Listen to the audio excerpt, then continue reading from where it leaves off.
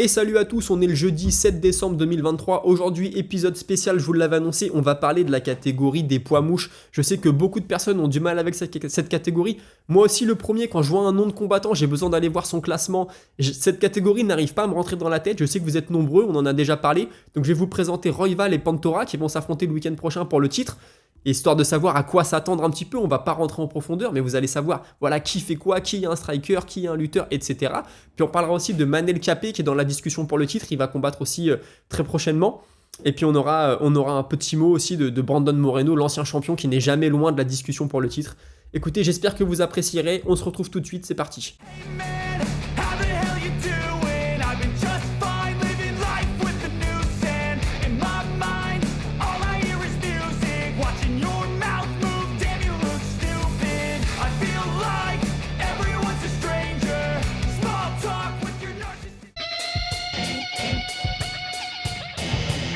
Et on commence cet épisode spécial en présentant Brandon Royval, j'ai envie de dire honneur au contender comme on dit. Alors voilà, Royval lui, il débarque à l'UFC et pour son premier combat, on lui fait pas un cadeau, hein. On lui donne Tim Elliott, on est en 2020, le 30 mai 2020. Écoutez, Tim Elliott, pour ceux qui ne connaissent pas, c'est un gros lutteur. À l'époque, je me souviens, il avait fait vraiment très forte impression en gagnant un round contre Demetrius Johnson, combat pour la ceinture. À l'époque, Demetrius Johnson roulait sur tout le monde et Tim Elliott avait réussi à le faire déjouer. Alors ça avait duré qu'un round, hein, je vous l'accorde, mais c'était quand même assez fort pour être souligné. Donc dans ce combat, Brandon Royval, on découvre un combattant qui avait une très mauvaise takedown defense. Il se fait beaucoup amener au sol. Alors après, vous me direz en face, c'est Tim Elliott, hein, donc c'est pas facile de résister, mais il se retrouve énormément au sol. Debout, il tente beaucoup de low kick, des spinning back fist. Voilà, moi je découvre un combattant qui a l'air serein quand il est sur le dos et qui a un striking très très particulier. Beaucoup de volume, des fois on a l'impression, il fait des choses qu'on voit pas, c'est pas un striking scolaire, c'est vraiment un striking très particulier, des coups de poing, des coups de pied, des enchaînements très longs, et puis voilà, dans ce combat il passe beaucoup de temps sur le dos, beaucoup de temps collé à la cage. Moi je pense que c'est un combat qui va lui échapper, et finalement il arrive à trouver la solution, et à s'imposer par soumission dès le deuxième round. Donc belle entrée en matière, un battre Tim Elliott, surtout quand t'es un gars qui vient du Jiu-Jitsu, hein, plutôt un style de Jiu-Jitsuka, tu arrives à battre un lutteur, c'est pas tous les jours qu'on voit ça, donc il fait une forte impression dès ses débuts, pas forcément pour sa prestation elle-même, mais en tout cas pour le résultat, on se dit voilà, c'est un gars qui est bon sur le dos, c'est un gars qui arrive à gagner des positions, à renverser des positions, et bien même à s'imposer par soumission contre un lutteur, donc il faut le souligner. Son deuxième combat, une nouvelle fois, c'est pas un cadeau, puisqu'on lui met en face de lui Kai Kara France, on est toujours en 2020, il fera 3 combats pendant cette année 2020, très très actif. Et là, debout, moi, très honnêtement, je me dis attention, s'il amène pas le combat au sol, j'espère qu'on va avoir sa lutte et j'espère qu'il va amener Kai Kara France au sol, parce que debout, Kai Kara France, c'est très fort, c'est très scolaire, j'ai envie de dire, ça vient de la City Kickboxing, hein, ça vient de la team d'Adesanya en Nouvelle-Zélande. Donc voilà, je suis pas très serein pour lui si ça reste debout. Et pourtant, il va faire un très beau combat. Alors, il va se faire toucher durement. Le fait de faire des coups de poing retournés, etc., il y a un moment, il va se faire contrer. Il va réussir à recontrer aussitôt sur un coup de coude retourné. Franchement, c'est magnifique. Et puis voilà, son style de striker, des fois, Manel Kape, j'en parlerai plus tard, Manel Kape dit ouais, des fois, Royval, on croirait un débutant, il fait n'importe quoi et ça te trouble. Et bah, c'est vrai, il fait vraiment des trucs, coup de poing, coup de pied. Ouais, vous voyez, des enchaînements longs, on s'attend vraiment pas à ça. Il va doubler les coups de pied, c'est assez impressionnant. Et il arrive à troubler Kai Kara France tellement qu'à un moment, Kai Kara France va se jeter dans ses jambes pour tenter un takedown et il va l'attraper en guillotine. Aussitôt, contre de takedown sur guillotine, il va s'imposer. Alors là, honnêtement, moi, je me dis.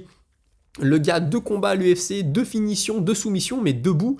Je sais pas s'il est mauvais ou s'il est bon, en fait, tellement ce qu'il fait est surprenant. Alors moi, je trouve que par contre, il y a des soucis, c'est que ses enchaînements sont très longs, donc parfois, il laisse quand même de la place au contre, et puis il a les mains qui sont assez basses, il se protège pas forcément en frappant. Donc je me dis, bon, est-ce qu'il a eu de la chance qu'Kai Kara France n'était pas dans son assiette, ou alors vraiment, c'est un nouveau phénomène. Et là, tout de suite, on va lui mettre Brandon Moreno, toujours en 2020, on est au mois de novembre, il a fait ses débuts au mois de mai. En novembre, on lui met Brandon Moreno, et là, il va perdre par KO. Alors écoutez, moi je trouve qu'il met quand même beaucoup de volume, il fait un combat avec beaucoup de volume de frappe, mais parfois le style de lutteur de Moreno le gêne, le fait de se faire amener au sol, il se fait beaucoup trop amener au sol facilement, ça lui prend du jus, ça casse le rythme, et puis Moreno fait un très beau combat, hein, faut être honnête, donc Moreno va remporter ce combat à la toute fin du premier round, hein, il restera 1 seconde au chrono, mais l'arbitre décide d'arrêter. Ensuite va venir son premier combat contre Pantoja. Donc là, le combat dans 15 jours, même pas 10 jours, ce sera une revanche. Écoutez, combat dans lequel il démérite pas. Le truc, c'est que Pantora, une nouvelle fois, joue beaucoup de sa lutte pour le coller à la cage. Il prend des positions dominantes au sol. Alors Royval, il démérite pas, hein. Il tente des soumissions sur son dos, il essaye de renverser le combat. Il arrive à amener le combat au sol parfois.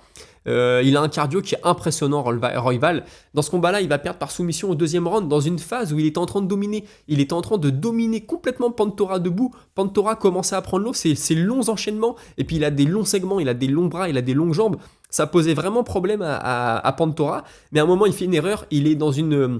Il a une distance très proche de Pantora et il envoie un bras arrière et il engage énormément sa hanche. En fait, il frappe comme s'il allait chercher un gars qui était loin devant. Sauf que Pantora est très proche et hop, il arrive à passer dans son dos. Il vient le saisir, il est dans son dos, il l'amène au sol, et il vient le soumettre. Franchement, bien joué de la part de Pantora. Je pensais que Pantora allait perdre ce combat. Vu comment c'était parti, il commençait à prendre l'eau, il commençait à prendre beaucoup de coups. Royval, il montait en puissance avec son cardio. Je m'attendais à ce qu'il gagne le combat et finalement Pantora l'a joué très intelligemment. Et il remporte ce combat. Donc écoutez, félicitations à lui. Ça fait 2 défaites de suite pour Royval. On n'est pas au top dans sa team à mon avis. Et là, on va lui donner Boy Taurine en 2022. Donc le combat contre Pantora, c'est en 2021, août 2021. Il va revenir dès janvier 2022 et il va prendre une split décision contre Botorin. Alors écoutez, combat dans lequel moi il me surprend parce qu'il est assez posé, il se jette pas, il fait beaucoup de feintes. Alors il faut savoir que Botorin c'était un très bon contreur, donc il fait attention. Il avance sur son adversaire mais il avance prudemment. Il se fait amener au sol encore une fois en essayant un spinning back fist. C'est une erreur pour moi. Il est un peu trop fantaisiste parfois et ça lui joue des tours, mais il gagne ce round du fait qu'il avance. Il a le contrôle de la cage, c'est lui qui mène le combat, donc je pense qu'il prend le round 1 grâce à ça. Dans le round 2, il passe beaucoup de temps au sol avec son adversaire sur lui en position dominante. Encore une fois, il se fait amener beaucoup trop facilement au sol. Alors au sol, il tente des soumissions, mais c'est pas, mais voilà, la takedown defense est beaucoup trop inexistante. Alors je peux comprendre qu'il a confiance en son sol, mais faut travailler là-dessus, en tout cas à ce moment-là de sa carrière. Et puis dans le round 3, il va réussir à tenter de belles soumissions, à retourner la situation alors qu'il est sur le dos, il est en train de subir. Il va réussir à lui cette fois-ci se retrouver en position dominante et il va remporter le round. Combat extrêmement serré, il gagne ce combat, split décision. On peut encore avoir des doutes sur lui à ce moment-là. Et va venir le combat contre Matt Schnell, excusez-moi.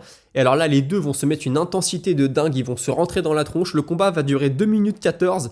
Royval se fera bien toucher pendant ces 2 minutes 14, mais pourtant, une fois au sol, il va réussir à renverser la situation et puis à terminer son adversaire sur une soumission. Donc voilà, moi ce que je dis c'est qu'au sol, Royval c'est pas une grosse domination un peu comme faisait Khabib le style de lutteur, mais il tente beaucoup de choses depuis son dos et puis il aime bien la guillotine. Attention, si tu tentes un takedown sur lui comme Kaikara France, un peu le takedown du désespoir, tu vas très vite te faire prendre. Ensuite, le combat, son dernier combat à l'UFC pour l'instant, c'était le 15 avril 2023, donc cette année, combat qui va lui donner sa chance au titre. Il va mettre un KO en 2 minutes 9 à Mateusz Nicolau.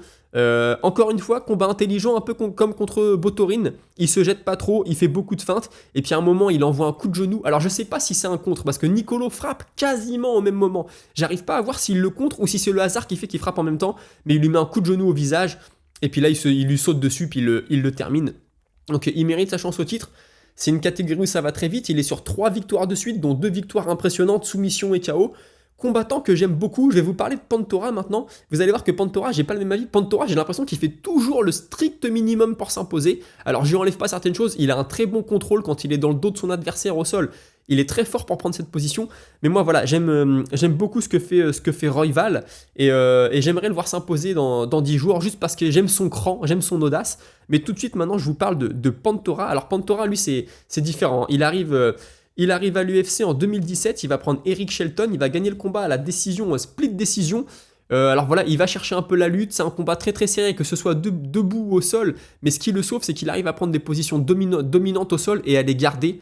Son cardio me fait peur, dans le round numéro 3, il a l'air rincé pour ce premier combat à l'UFC, mais son adversaire aussi, ils ont beaucoup donné dans les premiers rounds, et du coup il va aller s'imposer. Deuxième combat, en attendant voir plus, il va aller chercher une soumission dans le 3e round contre Neil Siri. Voilà, combat dans lequel il va un peu à la bagarre, il montre qu'il est bagarreur, qu'il aime ça. Il nous montre un très beau travail de tie clinch contre la cage avec des bons coups de genoux au corps, très précis, très puissants. Et puis dans le round 3, il domine totalement au sol et puis il finit par aller terminer son adversaire. Donc voilà, suite à ça, il va prendre une défaite contre Dustin Ortiz à la décision. Puis il va avoir son combat contre Brandon Moreno. Les deux s'étaient déjà affrontés pendant l'Ultimate Fighter. Pantora avait gagné. Et dans ce combat-là, ça va se passer debout. Ça va se passer debout à 100%. Dans le premier combat, je veux pas dire de bêtises, je crois qu'il avait gagné au sol, soit par soumission, soit par des frappes. Je crois que c'est une soumission contre Moreno. Là, il reste debout et il gagne le combat en striking. Encore une fois, moi, il m'impressionne pas. Alors oui, il vient de battre Moreno, c'est impressionnant. On est en 2018 à ce moment-là. Mais vous voyez, en fait, il fait juste un tout petit peu plus que son adversaire. Il est pas impressionnant de par son striking dans ce combat-là, encore une fois. Mais écoutez, il s'impose et battre Moreno, c'est pas n'importe quoi.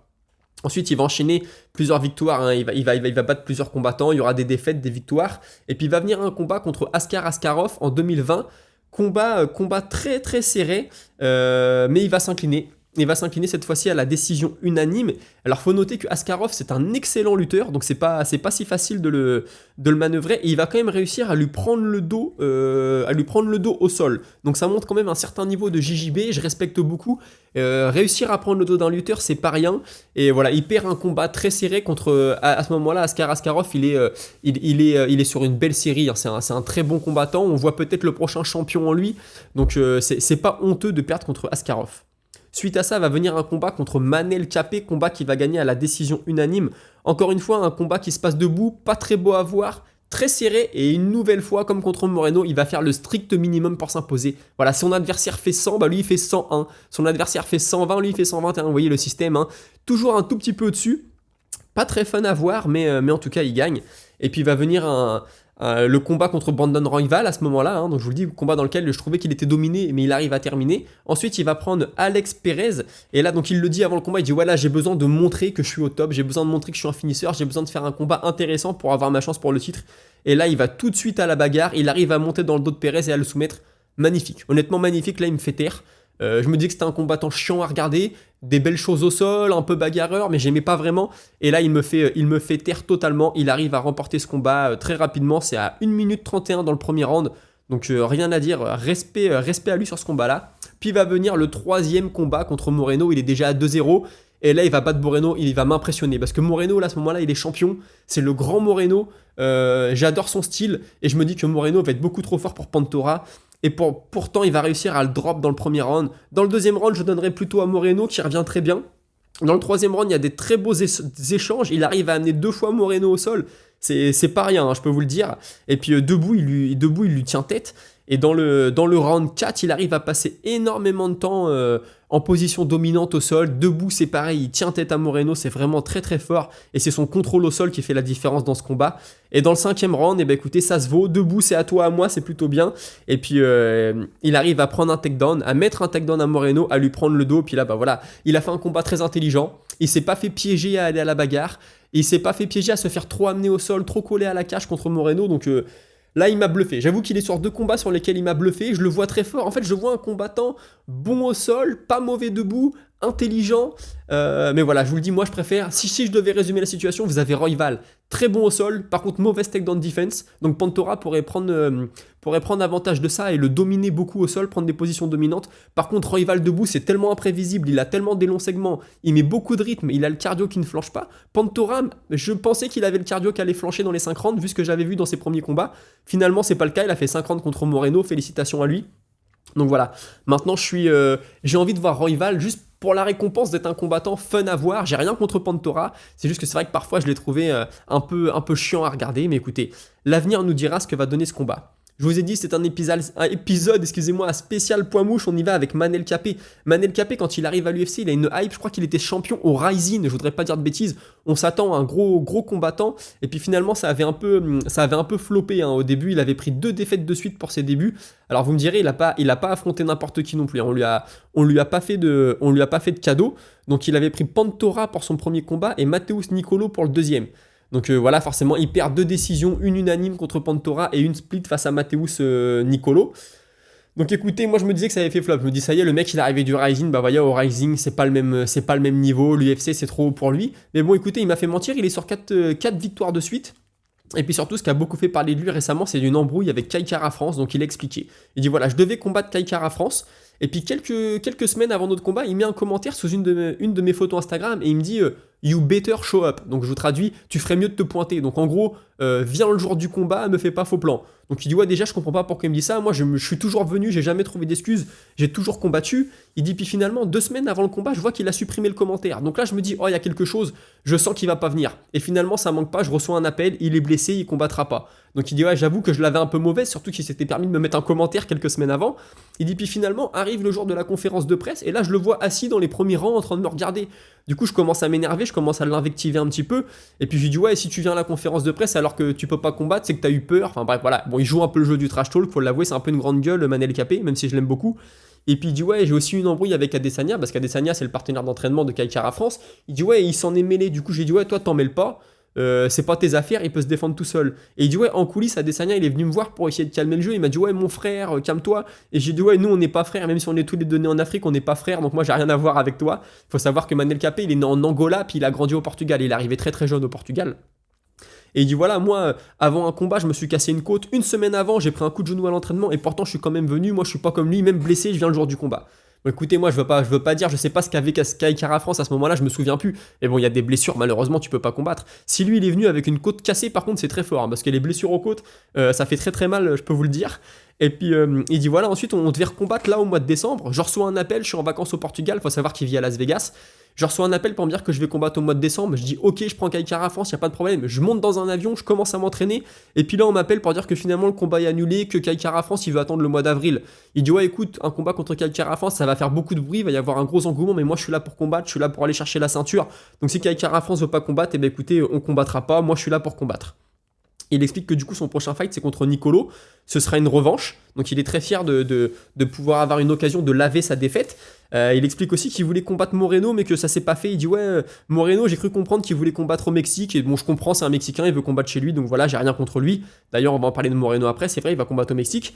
Il dit voilà, il dit moi je m'entraîne 2 fois par jour, il dit je suis même un mec qui m'entraîne la nuit, parfois je vais à la salle à 2h du matin. Il dit ouais à Las Vegas ici c'est ça qui est bien, c'est que maintenant tu peux t'entraîner en pleine nuit et moi je suis comme ça, j'aime y aller. Donc Bisping il dit ouais en pleine nuit tu vas t'entraîner. Il dit ouais moi je suis comme ça, je suis un mec de la nuit du coup j'aime bien aller m'entraîner. Et il explique ensuite que ce combat peut lui donner une chance au titre, je suis entièrement d'accord. Il est sur 4 victoires de suite, s'il peut aller chercher encore une fois une victoire, ça fera 5, et dans cette catégorie ça va tellement vite qu'il pourrait avoir sa chance.